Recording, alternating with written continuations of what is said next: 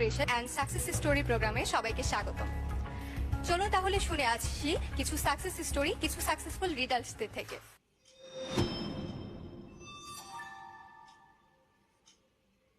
আজকে আমাদের সাথে উপস্থিত আছেন খালেদ ইব্রাহিম স্যার, যিনি আলফা ইসলামিক লাইফ ইন্স্যুরেন্স লিমিটেডে এলিট ব্রাঞ্চ ম্যানেজার হিসেবে কর্মরত আছেন। চলুন চলে যাই তার কাছে। আসসালামু আলাইকুম স্যার, কেমন আছেন? আলহামদুলিল্লাহ, আমি ভালো আছি। আপনি ভালো আছেন? জি স্যার, আলহামদুলিল্লাহ ভালো আছি। জি।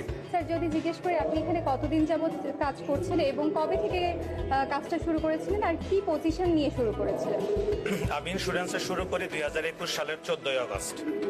2021 সালের 14 আগস্ট আমি এফএ হিসাবে আমার ইন্স্যুরেন্স ক্যারিয়ার শুরু করি।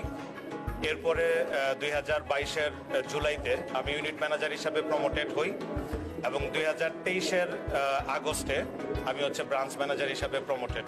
আমি বর্তমানে আলফা ইসলামী লাইফ ইন্স্যুরেন্সের ব্রাঞ্চ ম্যানেজার হিসাবে কর্মরত আছি।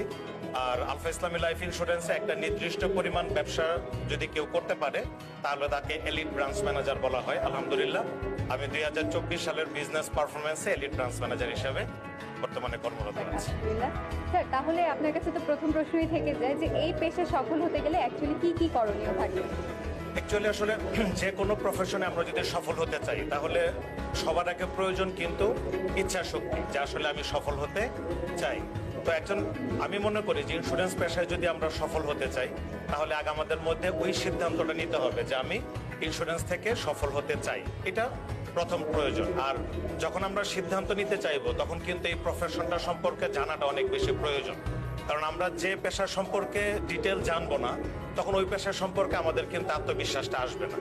এই কারণে আমি মনে করি ইন্স্যুরেন্স পেশা থেকে সফল হওয়ার জন্য আমাদের সবার আগে প্রয়োজন ইন্স্যুরেন্স প্রফেশন সম্পর্কে জানা। অনেকের কাছে ইন্স্যুরেন্স প্রফেশনটা অতটা লুক্রেটিভ না, কিন্তু যদি আসলে আমরা ইন্স্যুরেন্স সম্পর্কে জানি তাহলে নিঃসন্দেহে সবাই আমার সাথে একমত হবে। বর্তমানে যত ধরনের প্রফেশন আছে তার ভিতর ওয়ান অফ দ্য নোবেল এবং প্রেস্টিজিয়াস প্রফেশন হচ্ছে ইন্স্যুরেন্স প্রফেশন। স্যার, আপনার কি কখনো এই পেশায় আসার পর মনে হয়েছে যে এই পেশায় যুক্ত হওয়া আমার ভুল হয়েছে? না, এরকমটা তো কখনো মনে হয়নি, বরঞ্চ এই জিনিসটা মনে হয় আমি জগন্নাথ ইউনিভার্সিটি থেকে ম্যাথমেটিক্সে পড়াশোনা শেষ করেছি। তো আমার অনার্স ফার্স্ট ইয়ার থেকে আমি মার্কেটিং এর সাথে ইনভলভ।